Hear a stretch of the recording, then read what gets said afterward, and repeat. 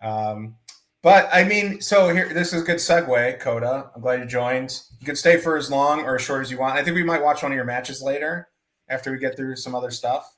We're gonna do like a little state of the podcast thing, but Chris and I have kind of come to the conclusion that I think next year will be our 8th year doing this, and I think it's going to be our last year doing the podcast. Last year doing this? I think so. Give it one more shot. How does that feel to you?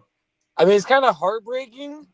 I mean, obviously, do whatever you guys make it happen. I mean, you guys are so big to the community, and you guys are leaving an impact. Because, like, there's episodes I remember when I was training I listened to, like, back in the day before I got on. So, like, I mean, you guys, everyone knows you in the Chicago scene, knows you guys, who you guys are. And, obviously, you guys gave a platform to people who weren't as big of a names. As far as, like, me and Darius were on here before we were even big. Seeing Alfonso. So, like, you giving people a platform to speak on. And, you always remember in the scene. I mean, even without the podcast being, even if it's not as consistent, I mean, you guys have a lasting impact on all the boys in the fucking locker room.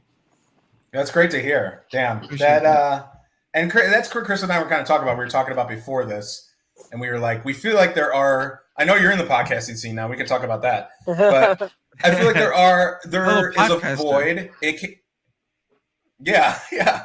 Follow podcaster from one podder to another. But the void can be filled, I think, by certain entities. But there is that need, you're right, that you just exactly said, for people to have their voice that aren't necessarily signed or on TV.